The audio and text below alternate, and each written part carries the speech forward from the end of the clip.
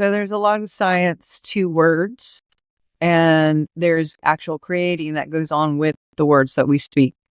And what I mean is saying things like "I doubt it," cancel clear, or creates phlegm in the body and creates things to physically happen as your subconscious hears you. It's very literal. It doesn't take things symbolic or, like, oh, well, that's not what she meant.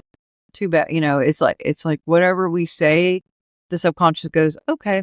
So things like there's a lot of culturally accepted phrases and kind of language that in general is spoken that isn't the best for the subconscious, like I'm gonna die, cancel clear, or oh, that was so funny, I'm gonna die, cancel clear, or even saying I'm done, like when they're like, I'm done, cancel clear, like the subconscious goes, okay, and it starts the ball rolling.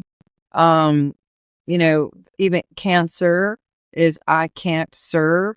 So if people feel like they got to but they can't, that is an energy that starts the body creating cysts and tumors and having kind of this chaos inside. Autoimmunes are usually people who are feeling like, they're doing things that they shouldn't, like they're against themselves, like self-sabotage. So there's a lot of things that we're saying that maybe people don't realize or see are helping them or not.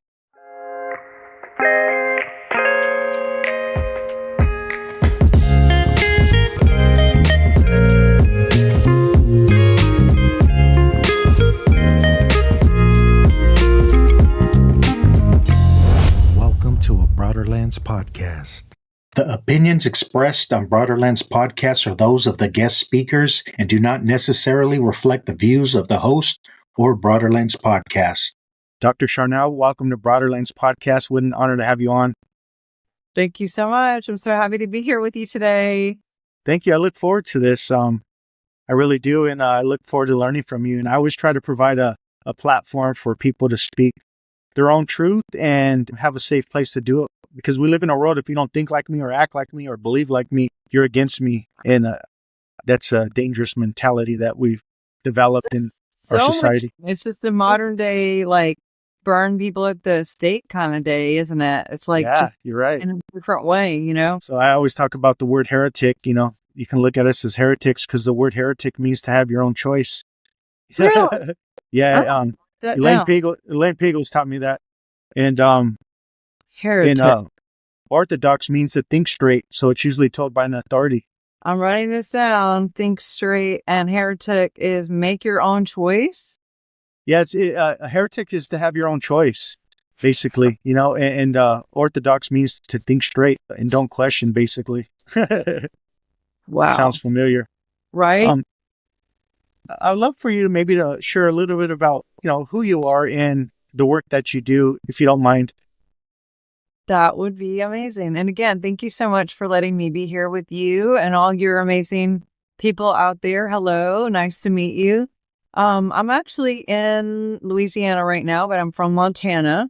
My dad was military, so I think I got a bigger scope of like humanity in some ways by just being in different cultures and countries and mostly on the northern area of the United States, but then also I lived in England and Germany for one time in Germany, twice in England. And, we just visited lots of places as well. And, even within the States, there's so much diversity and, just learning how to start over, having to make friends over and over and over again. There was a lot of down parts to that, but I do think that made me who I am in a way too, just because I'm always really excited to meet different types of people and want to know more about them and what they think and how they think and why. And it just kind of made me curious, I guess.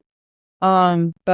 I've always had this like spiritual part of me, but I'm also very left-brained. And so, there's this intuitive side and then there's this kind of like rigid, got to know the data, got to know the science, so I've always kind of bounced back between that a little bit. But so I thought that I would be in service in some way. And I thought that looked like maybe something through animals or through people, and so when I moved to the South, um, there was a lot of people going to church and, doing that thing. And I kind of thought, well, maybe this is my path, for service. And I was familiar with Jesus, but I did not know anything really.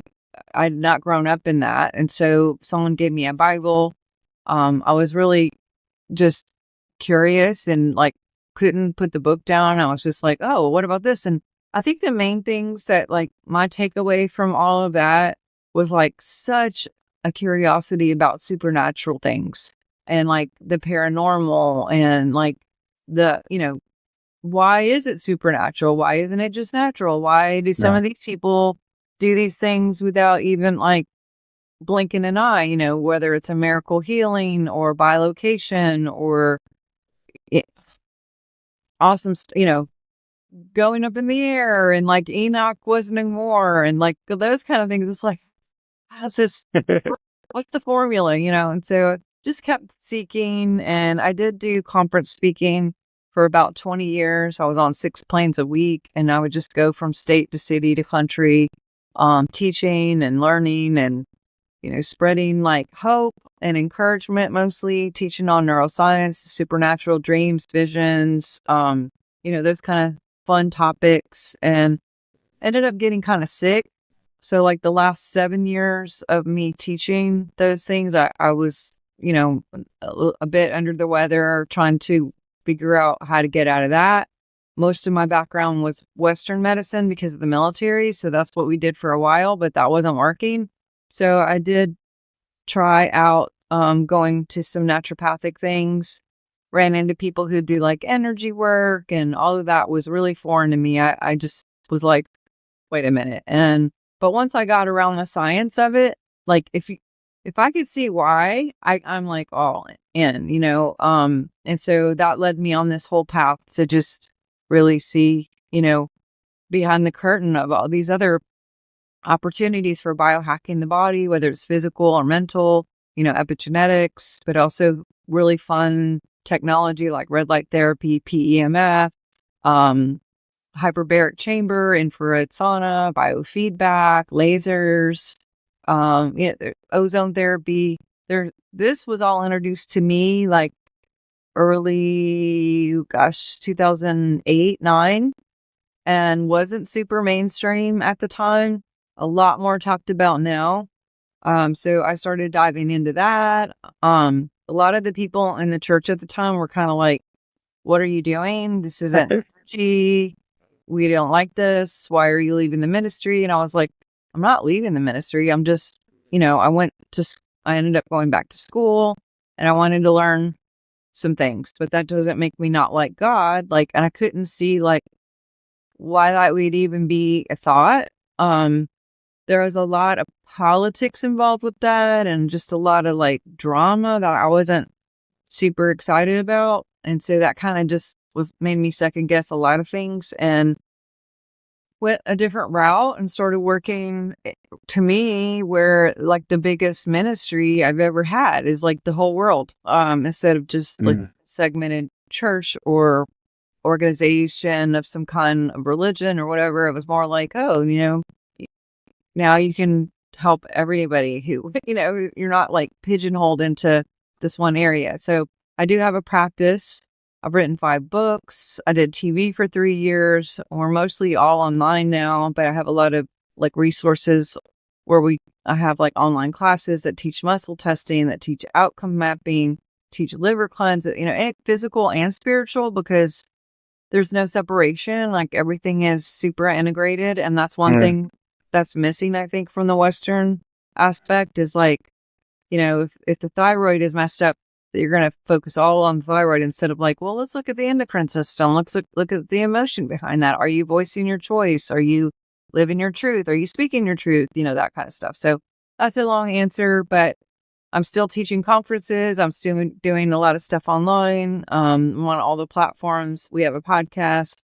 I probably do about 25, 30 interviews on other people's podcasts a week, to be honest. Wow. And I'm just doing the best I can to get as much light out like you are. I mean, what you're doing is so important, just having these conversations. And I truly think that most people have thrown out their television and they're only doing this kind of stuff now because they want to get the authentic, real stuff. And you're doing that. And so I appreciate that. No, I appreciate you. Thank you. I've heard you share about healing mind, body, and emotions. Talking about the Olympic system, right? But Yeah.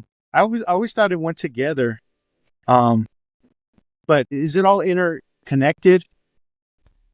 Yeah. So the word integrity is so funny. The word integrated comes from integrity. Uh, And integration isn't just about like being aware that we're all one and that we have the choice moment to moment to second to remember or to align again with source and to think like source or act like source or be like source. But then there's like environmental. Like, so maybe your grandparents have an idea of something and that's somehow encoded into your DNA. And so, emotional things, ancestral things, environmental things, all of them. My big saying is you can't pee in the pool and hope it doesn't get everywhere. There is no smoking section. Everything kind of seeps into every part. So if you have a really shitty partnership with your husband or wife or whatever, that's going to also show up in your work and in your health, and so there's this cross pollination of stuff where really it's all one thing instead of just thinking of it separate. When we have stress, it's usually because we're not living true. And when we're not living true, there are chemicals that cascade through the body that mess up the immune system, the metabolism. It can gray hair out really fast. It can dehydrate you really fast. Not you, a person. And but the opposite is also true. So when we are living from moment to moment to moment to moment, we have a cascade of all these like really powerful chemistries that give us like superhuman strength and really build up the immunity. And, so like Job in the Bible, if you're familiar with his, he had a lot of shit going on, to be honest, right? But one of the texts says his integrity was his protection. His integrity. So as he would do as what was in his heart and live in truly live embody his truth and authenticity, he was protected. All the stuff was going on all around him, but he was alive, so it's the same with us. When we live our choices moment to moment to moment in that authentic truth, then we're going to have the energy to back that up. But when we're not, you have to kind of look and say like, well, maybe this isn't the path. Why do I feel so weak when I'm around this person or take this job or live in this certain location? All of those are living truth or living lies as well. Like even down to the tiny things, like go to this grocery store today or go to the post office first or go see your grandmother or whatever it is, make that phone call that you haven't done in a while. But seek ye first the kingdom of God. Where is the kingdom here? And then all these things will be added unto you. So a lot of times it's just like, do the thing that you know to do first, and then the answers start coming. And then you have this like cascade of like knowing and clarity. And, just taking that trusting step sometimes is like the best. But yeah, we're all very integrated. 86% of all physical issues are actually what they call a conversion disorder, meaning your body will start to take on, some of those traumas and start giving you a person signals that, hey, there's a problem here and this is where it's stored. Can we clear that and then move on? Wow. Yeah. Thank you. I remember reading Bruce Limpton's Biology of Belief, and he talks about how love and fear have opposite effects on the mind and body. One creates health and the other one creates disease. Yes. And I thought that was powerful, and in the Bible, it says we're made in the image of God. Jesus says, ye are gods. In the Bhagavad Gita, it says, I am the self in all beings. Dr. Anup Kumar always says, talks about our natural intelligence. I'm like, how powerful is the mind and body? And how do we identify to that inner strength? How do you help people tap into that? Yeah. I mean, I think that when I see someone struggling, again, going to the root is the best situation is just like, well, finding out, well, why are you thinking that way? Or when's the first time that you thought that? Or when's the first time you had that pattern? And then going back to the pattern and seeing, well, where did that come from? And kind of clearing it, because we all have this biofield, maybe 4 to 5 feet around us is average. I have tested people up to 21 feet away. But Right. what's cool is, I'm sure you've studied David Hawkins, David Hawkins, yeah. and his consciousness, right? His chart. Yeah, What I know I this have chart. found is the higher we are in consciousness, the broader the field is. And I'm like, I wonder what that's all about. And my hunch is that whoever source is actually literally was like, you know what? If you have a really bad vibe, literally, and you're down 25 or 50, I don't want you to have a lot of influence. Because that's going to hurt humanity even worse. So we're going to keep that like 1 inch. So you have not as much, transference. Now, what I did find is people who are like in the 25s or lower, sometimes their field is like 1 inch. Sometimes it's actually inverted, Wow. meaning you are pulling from other people because that person can't generate their own energy field. And so that you could see it on cameras. Plants do it. Animals sometimes do it, not as much. They're more takers. So they take it from you to mix it. And so like a lot of people that I work with that animals that are sick, I'll say, well, what's going on with the human parents? Like that the dog is taking this on. But we do transfer within the field. Sometimes willingly, sometimes it's taken. And then another thing to add in, just another fun thing is if you have parasites, if a person has parasites physically, they'll project that they're a good host and people will submit to that. So in general, a person will only submit to your lowest common denominator. So if a parasite is sending out like 25, you'll get a match to that. And then maybe you're doing all the right things physically, mentally, spiritually. You're like, why am I so nice? And I do all these things and I'm keep good balance and I have an integrity, but I'm still attracting these big, these vampires. It's like, well, let's look to see maybe you have a physical issue that's causing parasites to send that signal out and then you're getting a match. So there's so many things to this that everything interlocks so much. Can you expand a little bit more on parasites? Is that like entity attachments? Parasites meaning like physical parasites, like tapeworms or Oh, okay. hookworms, or which a lot of people have parasites. And when you have a physical parasite, that does leave open a low vibration for entities and or people who are working with entities and or situations electronically, because we're electric. So everything is electric. It's all a transaction, whether we like it or not. There's constantly this torrent of stuff coming in and stuff going out, and we have it. Animals have it, plants have it, the world has its own collective. And then each person, as we work on ourselves, we're adding or taking away from that collective. So I always tell people, if you're trying to change the world, start right here inside first. Like work on you, because you will not only work on yourself, but you'll send a different code into our atmosphere. And then also every partner you ever had and every child you ever carried, if you're a female, you're going to change all of them as you change yourself because of entanglement.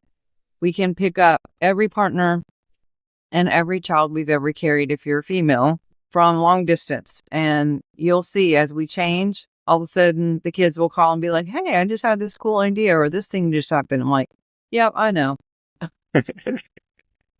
You wrote a book on the science of miracles. What is a miracle and what is the science of miracles?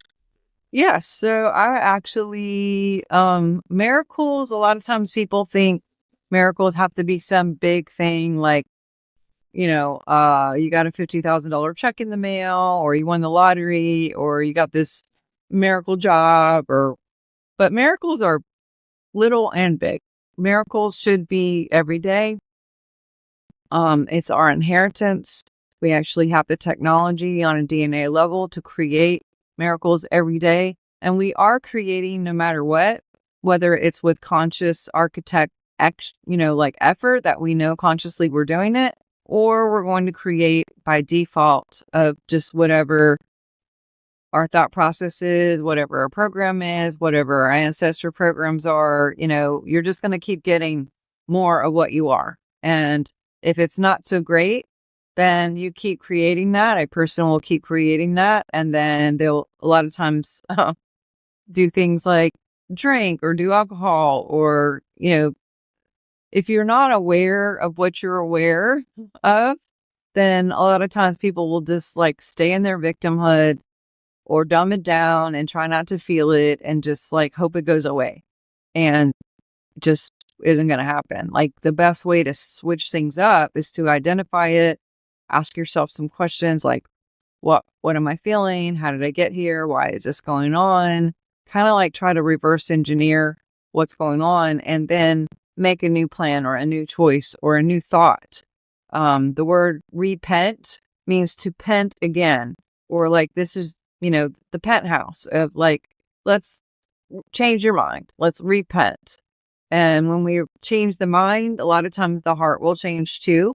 Not always, but if you think about something for a long, long time, a lot of time you're going to have a feeling about it. And if you feel something for a long time, you're going to have a thought about it. So a lot of this goes hand in hand. And then also the mouth, like we tend to talk about whatever's bothering us or what we're thinking about and just have that expression. So these things are really, really important to try to get in a line, like in alignment with source or God or positivity or new programming as much as possible. So when we put that radiation out, then we're also getting to match to that. Because again, we're only going to get what we are. And the more we can stay in alignment with source or love, which is 500 and above, then we're going to start attracting those equations into our realm. And things are going to be easier, fun, exciting, miraculous, supernatural, which is natural, or whatever the things can be. But we have it already. It's just about being aware that it's there and using it properly. You brought up using substances and addiction. Have you helped a lot of people with addiction? I know you talk about trauma transformation. Do you believe trauma is one of the components to addiction? I do, and I also think one of the components is like some ways our society, at least what I grew up in, is don't cry or I'll give you something to cry about. There's a lot of depression, oppression, suppression. I mean, and I've done it myself where I lost 6 family members last year in January. It all happened really quick. And I thought I was going through it. I thought I was like, okay, I'm going to do this really healthy. I'm going to like feel my feelings. It wasn't until like mid-January where people, my husband started having to go out of town for work. My kid was too. And I was like alone with my feelings. And then I was just like, and I just started crying like crazy. And I cried for like months. And I was like, well, when is this going to stop? And I realized I had suppressed, I had depressed, I had oppressed my own self, which is the highest level of unconditional love, of conditional love. Because I was basically, without saying it, saying, well, if you cry, you're not strong. If you cry, you're not a good leader. If you cry, then people will think you're weak. If you cry and show your vulnerability, especially in public, or if you take a break, then, people might think this, or that, or that. And all of this like ego BS, or maybe a little FOMO, or, all the things of just like not taking care of me and what was important for me during that time, instead of just like keep working, do the thing, get back on the saddle. It's fine. Everything's fine. So I do think that people who aren't allowed to feel or don't give themselves permission to feel, I almost got emotional. I started to cry. Will do things like drink or do drugs or do whatever because they don't want to feel it. They know that they can't, and maybe it's not a safe place. So it's like let me just make this go away a little bit and like not feel it as much so I can function. The problem is, are we functioning doing that? Or are we just band-aiding it and it just is going to come up somewhere else and or create other problems? Because anyone who's connected with alcohol, drugs, even cigarettes, those are all numbers in the equation that are super low, like in the 25s. And that's like a key to entities. When I do biofeedback on someone, I can look at their electronics and I could see that it shows an entity report or psychic attack. And if it's lit up, I'm like, do you drink or do alcohol or smoke weed or cigarettes or anything in it? And it's 100% yes every time. And so if you want to really block out confusion and really make more clarity in your life, like say no to all those things and really live and feel your situation to the core, no matter how bad it sucks and how painful it is. If you can feel it, you can heal it. And I know that sounds like super cliche, but it's actually really something to that. So do you think like alcohol, for an example, it means spirits, and with the all that trapped emotions being on that lower vibration and frequency, once you take a drink, you open the door to these spirits, these entities? It's literally, they have a key now to your electronic field. And sugar does it too.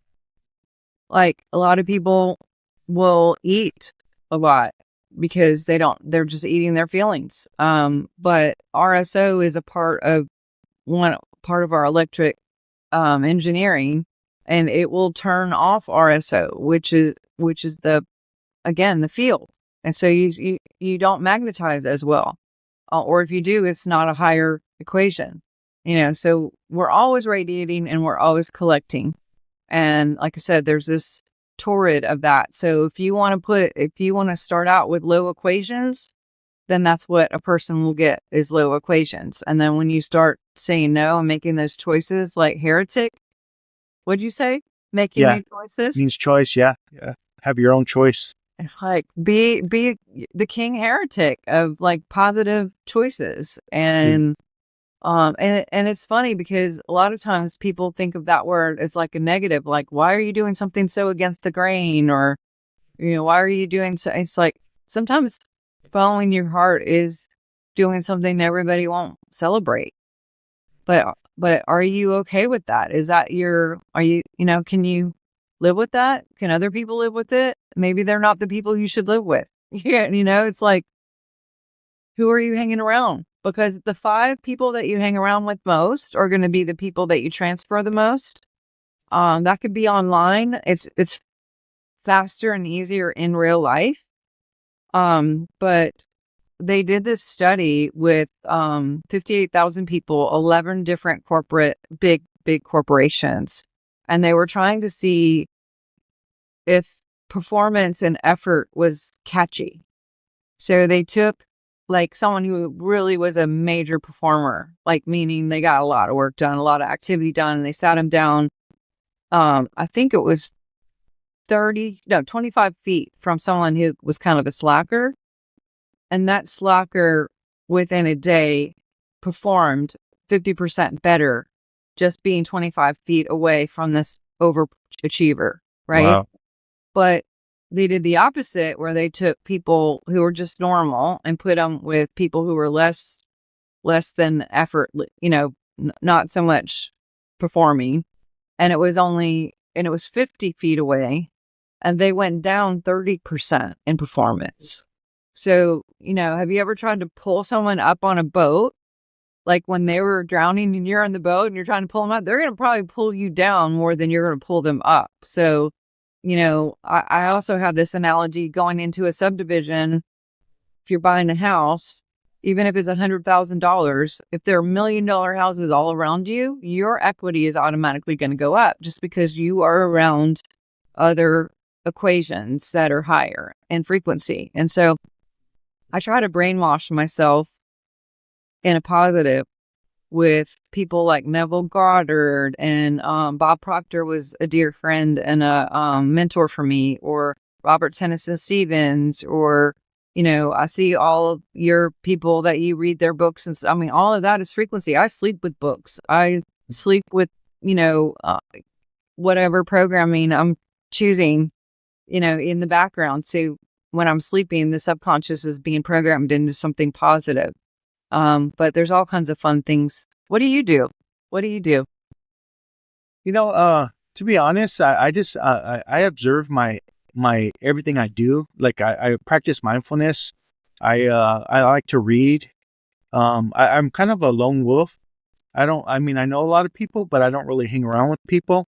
And I really just, I'm constantly wanting to learn from people and different religions and spirituality and traditions and, it just different, yeah, group thinks and trying to understand the human condition more. That's kind of what I do nonstop, and whether I like it or not. You're like, And I'm just curious. yeah. And What's it's your not in birthday? I'm in April, Aries. Okay. Air guy. Okay. Cool. I'm Interesting. going to rewind it back to what you said when you said you almost cried, because you know how Eckhart Tolle talks about pain body. Yeah. Well, I remember in Ohio, when I was living in Ohio, I was watching a Tupac movie, and I grew up in the '90s. Well, I started gangbanging in the '90s, really, with a lot of the gangs. And I always say we didn't join a gang to be bad, like a bad guy. We joined a gang because we wanted to feel loved and a part of, feel like important or somebody, and have like family or camaraderie. Even if we had it, I was still living in an illusion I didn't. I felt disconnected. So you know, during that process, there's a lot of trauma that went on. A lot of friends got murdered. I think Yeah. the drive-bys were at the highest rate at that time, and I think it's since the cowboy days, it was so much gun violence. At that time in at Los Angeles, and anyways, I'm watching this movie and Tupac dies at the end, and I was crying for 3.5 hours. 3.5 hours, I'm crying, and I'm like, what the hell is going on? And I'm not sobbing. I just have these tears that constantly are coming down my eyes, and I realized that's the pain body that was stored in me for a very long time. And I hear people saying they need to forgive themselves and stuff. For me, it was just really just having awareness and understanding, deeper insight. And I didn't know any better. I looked how my environment affected me. And I'd love for you to talk on epigenetics and share a little bit about that, because I always love to learn about epigenetics. But how my relationship with my environment affected me as well, mentally and physically. So after like 3.5, 4 hours of this tears flowing down, I felt like, and really having this inner knowing, we just didn't know any better, you know. Yeah. I felt like this healing process took place, this transformation, and Like yeah, it re- was relief, huh? relief.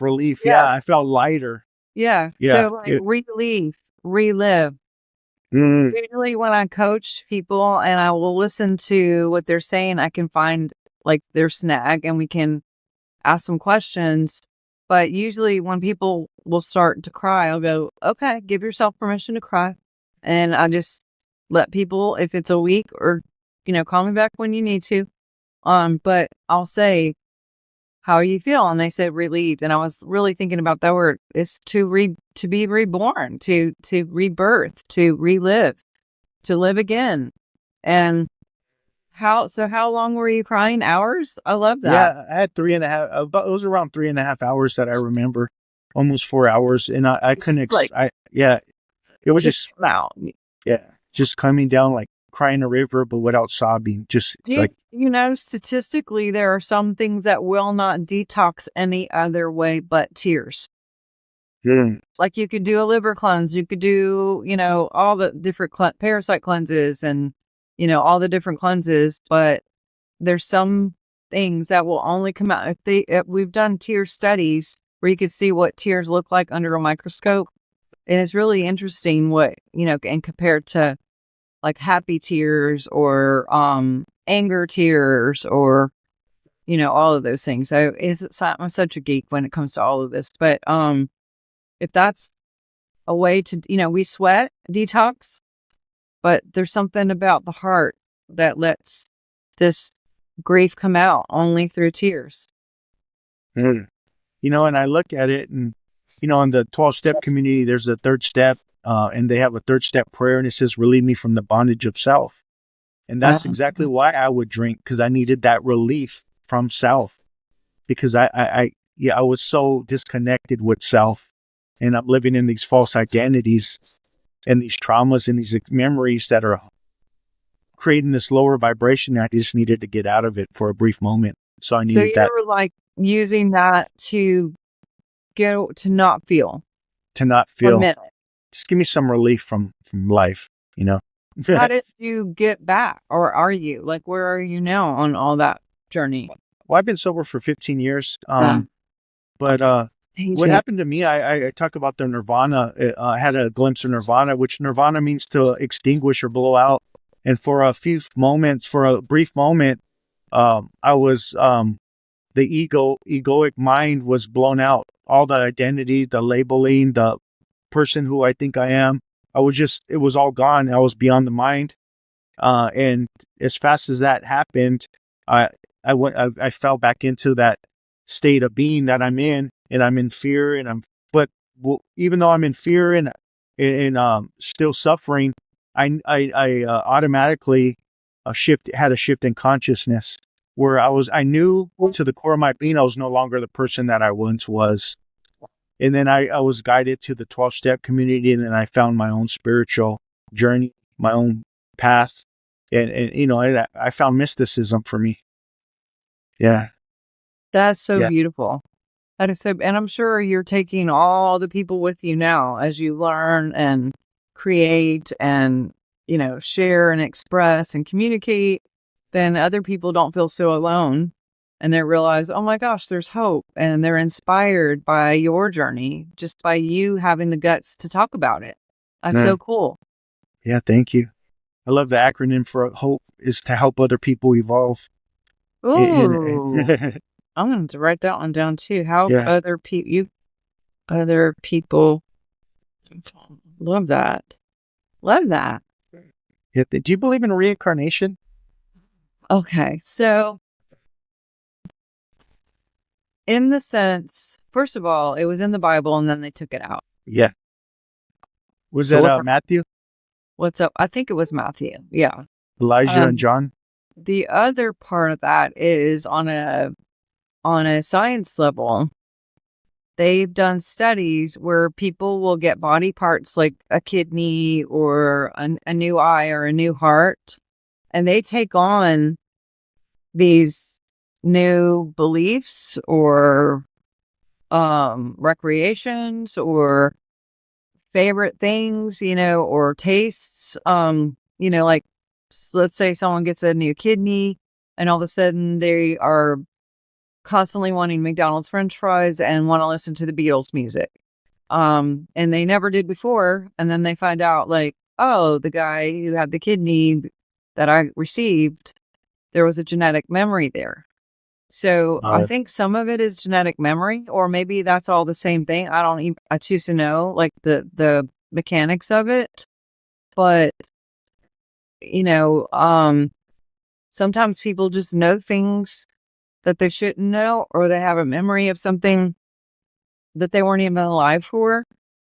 And they can like give you like dates and locations and what people were wearing. And it's like, well, are they just really more tapped into their genetics and the genetic memory that they have from maybe witnessing something somewhere else and it went with that cell?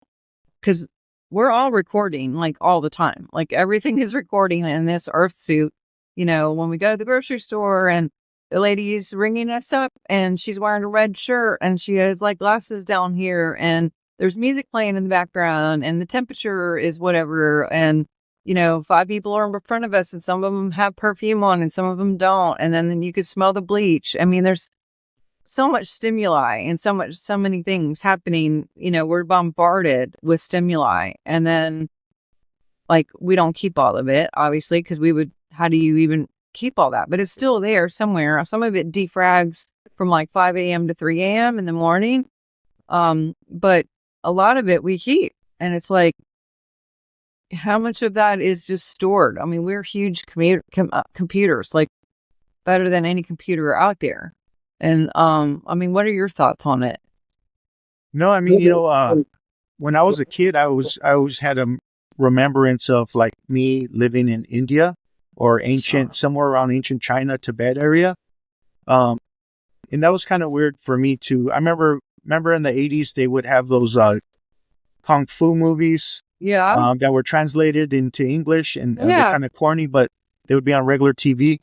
And I remember looking at that environment in the background, even though it may be staged or whatever. But I remember living in something that looked like that. Like it had like I had this inner knowing. Same thing with watching like India, like something in India, like Indiana Jones, even though it's staged. Like I remember living in that type of environment before. So when I had my awakening, I had a Hindu mystic, Paramahansa Yogananda, kind of helped guide me through spirit. I started learning about Jesus through the Swamis. Yeah. I think they understood the Swamis better than most pastors, in my opinion. I mean, the Swamis understood Jesus. Um, the mystics understood Jesus than, the way the pastors are conditioned to believe, or or programmed to believe. And I'm not saying every pastor, I'm just saying No, the no, no. mainstream. I And love that you're saying all of this. You're so humble and non-judgmental, and I just love your heart. Keep going. thank you. No, so I started looking at it in a different way. Yogananda wrote a book called The Second Coming of Christ, and he talks about the Christ within you, kind of similar to Paul when he says that the Christ in you is your hope of glory. So I just looked at it differently, and I really looked into the universal consciousness of the mystics, like all these guys from different backgrounds, religions, spiritual traditions, um, races, and whatever. They all are tapped into the same thing. So I heard the similarities, and I heard the beauty of that universal consciousness. So like that dissolved for me. Like there's not just one way. The way is within the heart of each Yeah. and every one of us. And so I learned how to respect people's beliefs. But when people are like trying to say, no, this is the only way or whatever, I just don't really. Yeah, I think that there are some groups that literally think it's their job to make you think like them, and they feel like they've almost like failed themselves if you don't convert. Or I mean, literally, I just had someone the other day saying, well, that's your job as a mom to make sure that your kids believe X, Y, and Z. And I didn't even believe what she was saying, let alone make my kids think this. It's like, well, I train my kids to explore and to have an open mind and to think whatever they think and to study and research. And I have been super wrong in lots of different thought processes and programming. And so even when people ask me now, like, hey, what do you think about?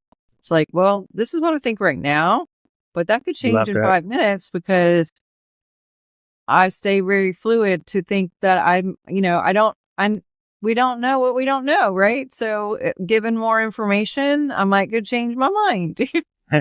Well, Lao Tzu, the Chinese mystic, said to learn something every day is knowledge, to let go of something every day is wisdom or enlightenment, depending how it's Wow. translated. But I love that. I think that's something I've learned early on through the 12-step community. They taught me about willingness, honesty, and open-mindedness. And if you're Wow. open-minded and willing and honest, I don't really hold on to my beliefs too tightly. And I love what you said. You admitted you may have been wrong. And what you say yesterday it may change in a few days, or what I said last year may change this year. I think that's the beauty of it. And that's how we continue to grow and not become stagnant spiritually. And it's funny too because I know people, and maybe I was that person who had to be right. And no matter how much anyone could show me whatever, it was like, nope, this is what I believe. And it was just like, that's it. And it was my way. And so when I run into that, I just don't like fighting with people. You know what I mean? Especially on Mm. social media. I think that there's like a kind of quarterback armchair couch potato thing that goes on where people will just do this like drive by and they go on someone's page, they argue with the person, and then they go to the next one and go on someone else's page and argue. And it's just like, first of all, if you don't like the video or my post, then just don't like scroll on, like keep moving. But I try to keep my social media on a positive. I'm not saying that everyone has to agree with me either, but I'm not a big fan of like posting something and then someone coming to try to like tear it down or tell me I'm wrong, or, you know, you wouldn't do that in real life. If you didn't agree with your neighbor because they have a certain flag out, or, what they do for a living, you wouldn't go knock over there and try and talk them into like, don't think that way. This is although I do know certain religious groups that literally knock on doors and try to have that conversation to insist like, no, no, no, this is it. It's like, no, I love you. You're so great. I could see your heart is so pure. And also, no, you know, but I think they're a little more brave on social media because like there's not a lot of consequence. They don't have to look at someone's face and see that you hurt them. You wouldn't go to the grocery store. I don't like your shirt and your hair looks bad. But people will say the weirdest things on social media and just not really know or understand how bad the consequences can be for you because of karma energetically, but also because of that person could be upset or, have hard times because of it, But Yeah, I love that. And I remember there's a scripture where the disciples and Jesus are walking and they see a guy preaching, and the disciples are asking Jesus, should we go confront him? And he says, no, he's not against us. He's with us. Just because he's not with them doesn't mean he's against them. I don't remember the scripture, word for word, but I remember reading that Yogananda put that in his book, The Second Coming of Christ, and it was like, wow, that's powerful. Yeah, yeah, it's funny is Jesus has, I think, over 400 or 500 quotes from Buddha in the Bible. yeah, yeah. I started to see that. Not in seminary. Nobody. There's Psalms 104 for an example. If you look at the hymns of Akhenaten in Egypt, it's almost identical. Like, well, it's not word for word, but you can tell. Whoa, this is very similar. It's almost Psalms 104 and what? I'm going to look this up. Look up the hymns of Akhenaten. I could send that to you later. But yeah, one of the guys I went with Egypt with, he studies ancient Kemet. He put them together, and it's like, whoa, they look identical, almost identical. You could tell. There's a lot. I think I like what Eckhart Tolle kind of looks at it as the flowering of consciousness. And if you look at it that way, the flowering of consciousness, you don't have to look at it through like, we're right, you're wrong, you copied me, and fight over things. I just look at it as the flowering of consciousness today. I like that. He's one of my favorites. He actually is one of them that scored 21 feet with his biofield. He has a big influence, like just without even words. Wow. Just walking in the room, you could I've never been in the room with him, but I would guess people can feel his presence. And I know a couple people like that. Two of my mentors, Dr. David Stewart and Dr. Gary Young, both of them I always refer to as love on legs because they felt like different in the room. You knew when they walked in, it was like, whoa, like I feel you, and again, no words, no hugs, just presence that is felt. How powerful is the power of love? And I think behind every spiritual principle, whether you find those principles in Buddhism or Christianity or Hinduism and so on, I think behind those principles is love. It's, understanding is another word for love, as Thich Nhat Hanh would say. When I learned to have understanding, like on my parents, for an example, when I used to be resentful at them for certain things, having that understanding, even beginning to question it and try to understand their life and when I understood me and what happened to me and my brain development as a young child and what created wrong perceptions and how resentment fogged up my window of perception and so on, I could have understanding for others where I can have more compassion. So compassion is love, or be compassionate as your heavenly Father is compassionate, or that, that beautiful example of Jesus. So yeah, I think how powerful is love on the body? Yeah, love. God is love and love is God. And, when we look at the consciousness scale, I found it really fascinating to see that authenticity is actually higher than love. And I was like, what? Because I didn't think anything could be higher than love. But my theory is that authenticity is also a form of surrender, acceptance, and unconditional love, meaning I Right. fully embrace myself, my feelings, my thought process, my health, I love your hair, love your nails, love your body for where you're at. Like, be in your truth, live your truth, and embody that, like, with every choice that you make. And that's the utter presence of love, self-love, and also loving other people, like you said, where they're at, even if they're not on the same page with you. It's like, well, I don't agree with that, but I love you, and we can still be friends. And I'm Yeah. a big proponent of seeing different perspectives and hearing different experiences and doing my best, and a lot better now, of being like, that's cool, I've not heard that before, and I'll have to look into that. Or, oh, I looked into that before, and that's not how I ended up, but I appreciate you sharing that with me. And then not just this whole, like, we can't be friends anymore because you believe whatever, that God Yeah. is a man or whatever. It's like, oh, okay, cool, you know? Yeah. Because in my Father's kingdom, there's many mansions. Yeah, right? I love what you talked about authenticity. I always say, and people are probably tired of me saying that, but I always say the greatest minority in today's world is authenticity. It has nothing to do with skin color. Yeah, I have a book called Spiritual Reflections of a Montana Girl in a Louisiana State. And one of the things that I start out with in that book is, when people would meet me at a conference or in person or a book signing, they'd be like, oh my God, I've been wanting to meet you. You're just so real.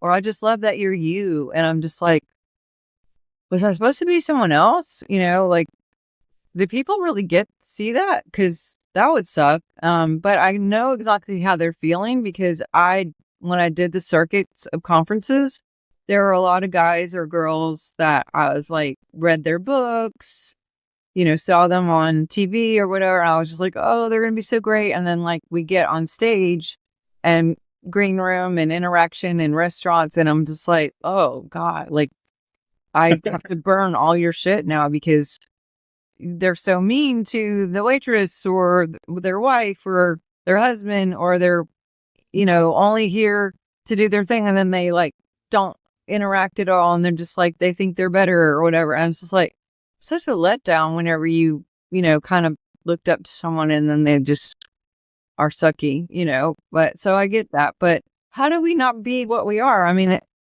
I think, I guess we have a choice to be someone else or to put on all these masks or fronts. But I find that being just myself, even if I screw up, is like the easiest. And there is like a study that I just read about this morning called the other shoe effect, where a lot of people were doing these studies where they would take these people and they did separate commercials or job interviews or something like that, where they were like having the audience would have to pick who they liked or whatever.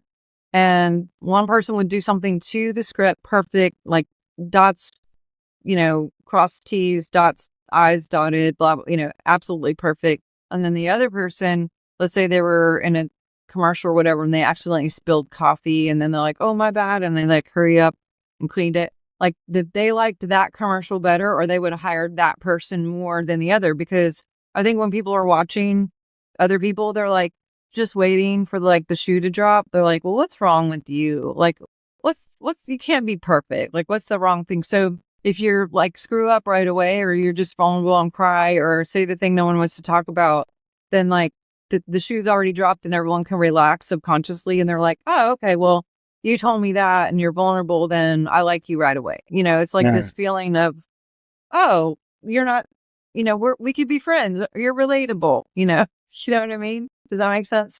Yeah, it makes a lot of sense. Appreciate that. Authenticity. How do you look at the scripture where it says to enter the kingdom of heaven, you have to be like a little child? Well, I'd be curious to look to see what little child really means in the text. If you went back to the origin, I'm a big etymology person, so I like to look at what does it mean. But my guess is that it would be something like having a childlike heart, like a pure heart, because children are usually pure. And when we do things out of purity, to me, that is the embodiment of truth and authenticity versus doing something because somebody thought you needed to, or because you thought it was the right thing, or because someone was going to be mad at you if you didn't, or like all these other environmental things that can kind of cloud what choices are made. But again, going back to the heretic, doing what I'm doing, making the choice, I might be looked out as a weirdo or, going against the grain, or I may be canceled. But it's like, did you really live true though? Because that's what's going to give you the chemistry to keep going, is living in that integrity, like we talked about, living in your trueness. I love that. And you kind of said something with my experience I had a couple weeks ago. And a couple weeks ago, I'm walking at the lake right here. I walk my dogs every morning at the lake. And there was a daughter and a father, and they're looking directly towards the lake. We're on the trail right by it. So they would have to turn around to look at us, right? So we're walking. I have my two dogs, and the little daughter, who's like a 4-year-old, turns around, and she was just like pure awareness. Just pure awareness, pure love. That's all she's seen was life in action, right? She didn't have any filters yet. Well, I seen clearly her father turn around, and he looked through the lens of his filters. So to enter the kingdom of heaven, being like a little child, we have to be pure in heart. And that's why I love that term, blessed are the pure in heart, for they shall see God. Yes. Because we don't have all these labels. I'm this political, from this political party. I'm this race. I represent, this is my flag. This is this. All these conditioned belief systems are not there yet for her. So she's seen everything through a pure heart. Yeah. Yes, pure heart. And I love that, because what you stand before, you become. So again, who you're hanging out with can really affect the way you see things, and or not. Because if you are the purest thing in the room, then maybe you would transfer that and help others raise up versus taking on something like a sponge. My mentor, Bob Stevens, he would say when something was going on, he'd be like, "Are you the radiant sun or are you a sponge?" and he would always give me that picture of like radiating light and just purity. You could throw sticks at the sun, you can yell at the sun, you can be mad at the sun, but the sun's gonna shine. And maybe clouds come in between, you don't really see the fullness of it. It doesn't mean it's not there.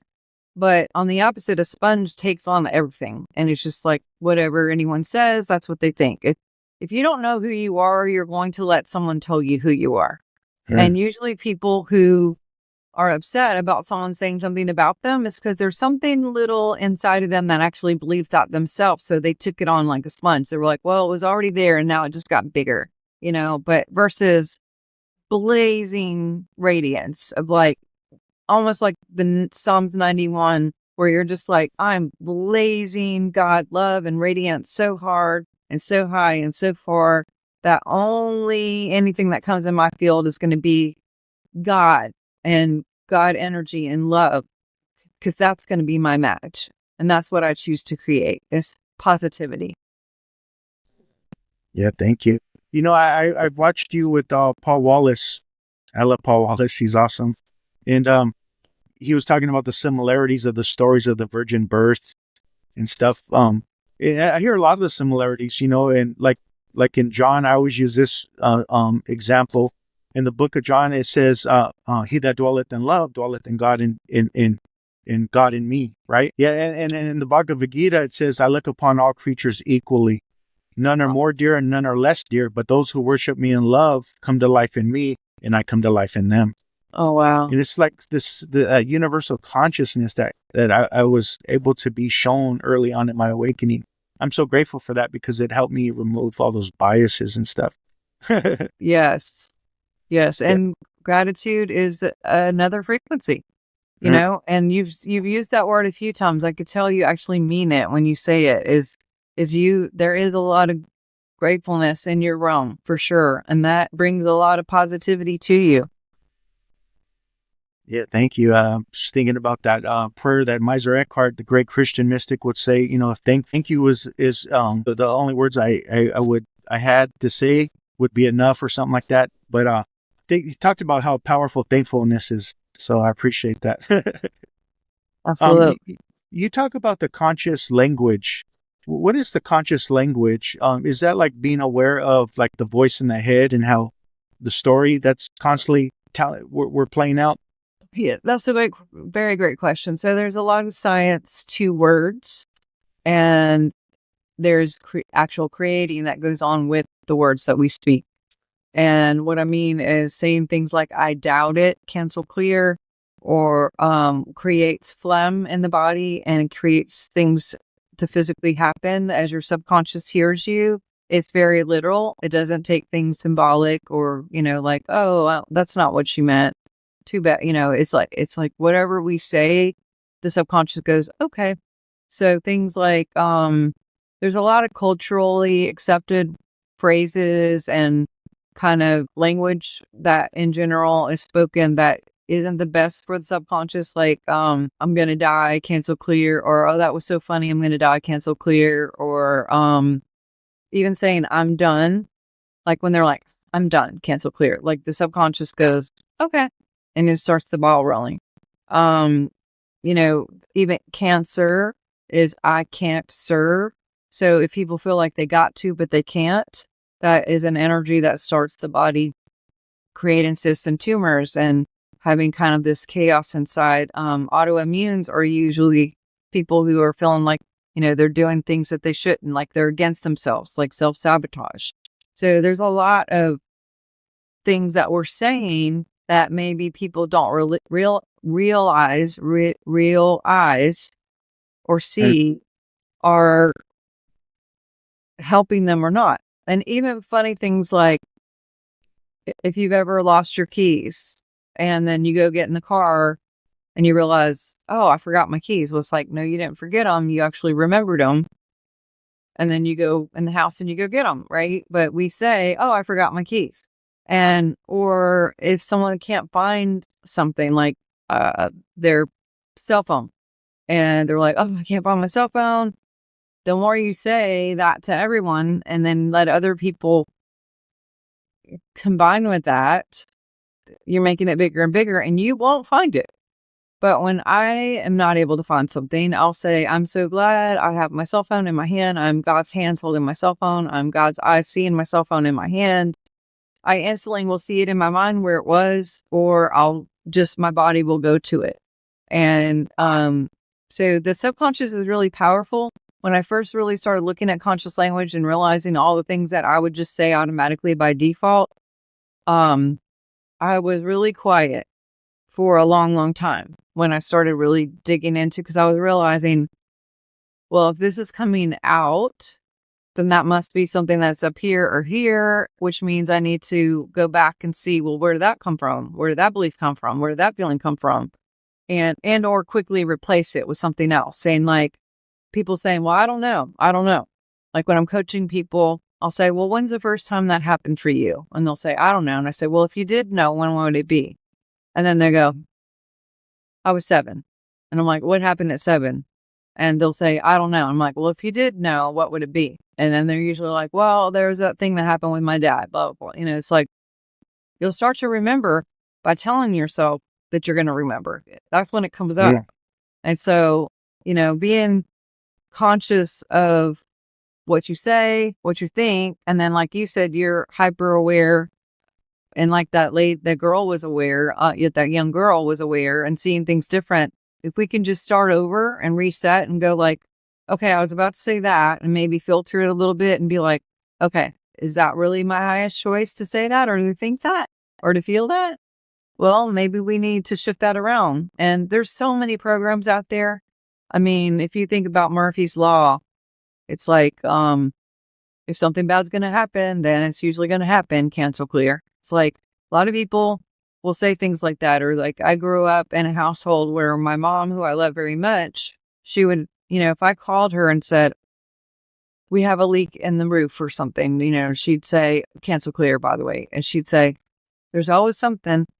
And then what she meant is there's something bad always going on, instead of like, oh, well, let's just expect the best. And, we'll see what God's going to do with this situation, or whatever. I realized I was calling people who would agree with me about more shit happening. And so I had to stop calling those people, and I had to say, why am I calling those people? Because I want them to agree with me, because my ego needs more strength or energy to be right. Even if it's like a confrontation. In the past, I would call someone and go, will you believe that my sister said blah, blah, blah? Well, why? Because I needed to feel right. I needed to feel okay and accepted, instead of just being like, you know what, that's just where her reality is, and this is where mine is, and it's fine, and I don't need anyone to partner with me and bring that energy to be bigger, or to calm myself down by being right. It's like, aren't we weird? We're so weird. I am anyway. I'm weird. I'll speak for myself. Well, that's why I like saying weird must stay. The weirdness in me honors the weirdness in you. Frequency medicine. Like, how did you become from a medical doctor to teaching about frequency medicine? Like aromatherapy, or was that? Aromatherapy and crystals and vibrational techniques for healing. Like, how did you get into that? Like, because that's kind of a blasphemous in the church, right? Oh, talking God, about crystals, that's the devil stuff. Oh, God, yeah. I wasn't a medical doctor and then switched over. I actually was a minister. Okay. And got sick.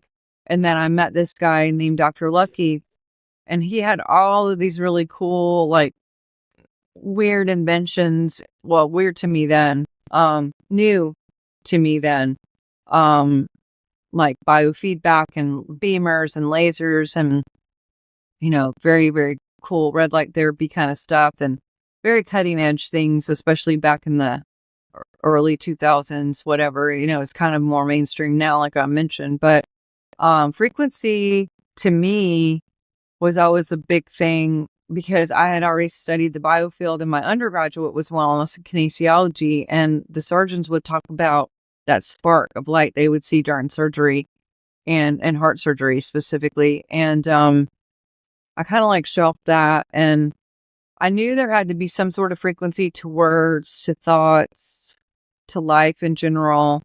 And then someone introduced me to essential oils and was explaining how it works with the limbic system to clear out like assignments that maybe the limbic system has shelved for a time, to deal with later. And I was like, okay, so we can have high frequency music, colors, herbs, pretty much everything that's alive has some sort of frequency. We are 67 megahertz on a healthy adult day, but when we drop, we can open ourselves up to like sickness and what have you. But if we stay really high, then we stay, above the snake line, I like to say. Yeah, it was a lot of people who thought like, why are you leaving the ministry? Like, what's all this frequency mess? And, they thought that naturopathic, going back to school, they were like, well, you're dealing with oils and that's kind of witchcraft. And I'm like, well, the real witchcraft is pharmakia, which by definition, pharmakia comes from pharma, which is witchcraft. The word means actual witchcraft. And if you want to go there, it's like, well, were witches even bad?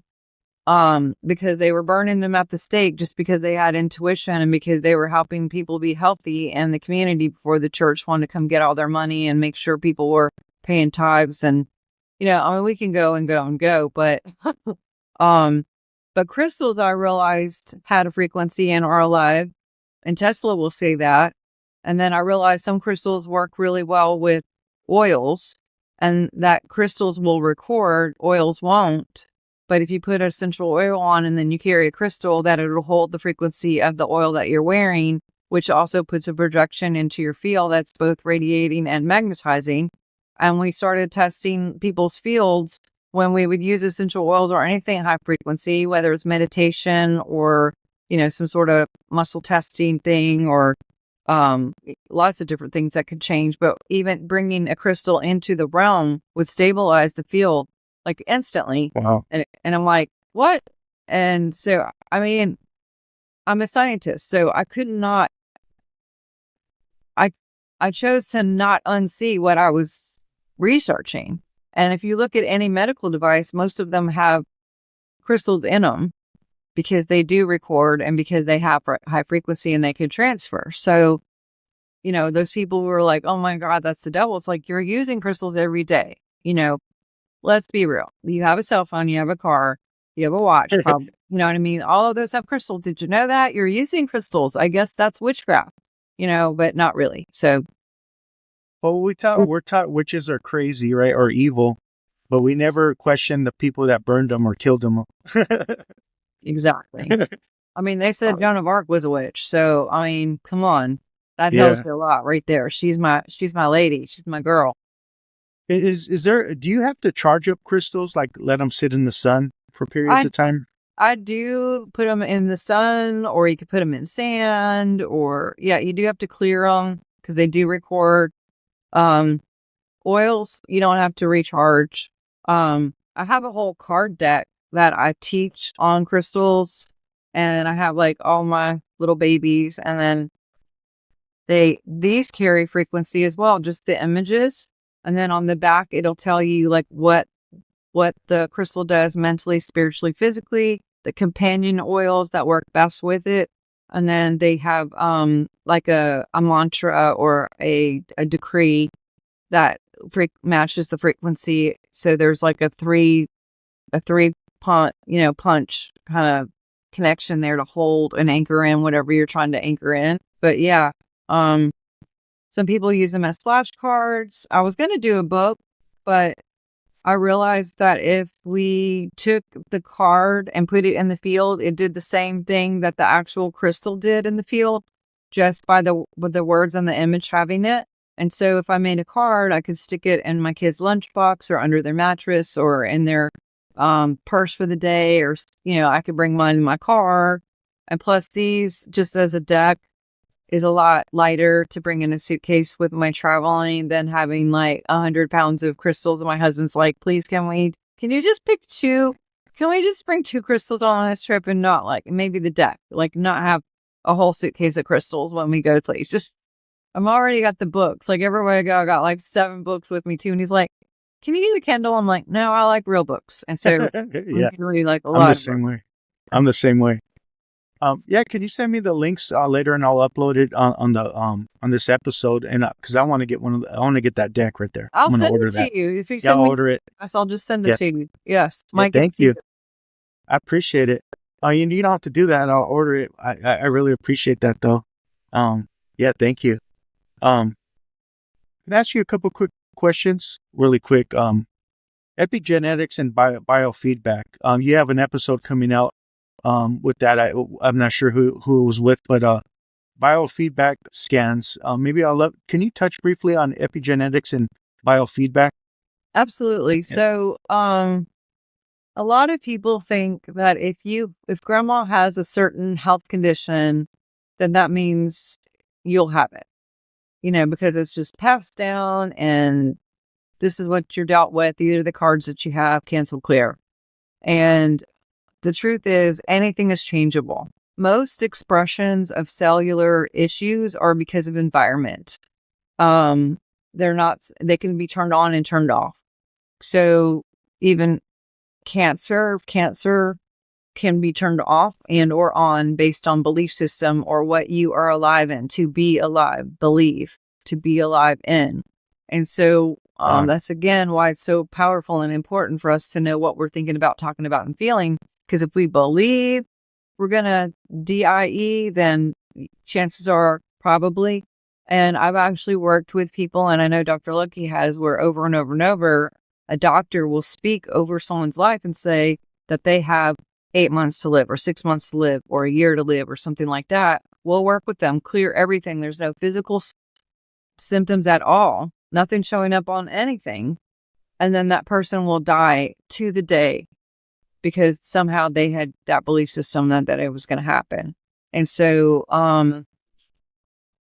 what I teach and explain is that epigenetics is real. We can change the cells, we could change the genes, and or at least turn off the expression of anything that you don't choose to have on. Biofeedback is a type of technology that we can use where we take a screenshot of your field. We use what they call evox, where I listen to your voice and record a recording of what you're saying, and we can kind of see if there's things missing within the cells and or the field. And the software will actually customize frequencies that are specific that what that person needs, and start sending them back to them. Because if you've studied, there's this guy named Royal Rife, which you might want to look into if you don't know anything about him. He has discovered that there is a frequency to every single dis-ease and every health wellness aspect. And so when we drop, if we can bring it back up again and fill in those spots, then you're going to have a different expression, and you'll have a different magnet to you. So if you've ever noticed like animals that are sick, people will tend to, other animals will pick on sick animals. And it's the same thing where subconsciously we're picking mates a certain way because of genetics, because of pheromones. There's all these things going on. And then we're also not picking people for those reasons.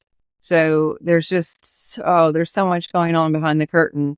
But biofeedback is awesome because what I can do is get some diagnostics on a person where we can look at hormones, EKGs, we can look at sleep patterns, we can look at if there's any kind of psychic attack going on or entity attachments or cords that need to be cut. We can look at the organs itself, the person's organs.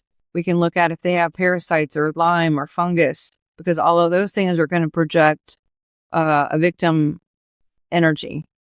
So we may need to clear that. So there's a physical, but there's also, we look at emotions.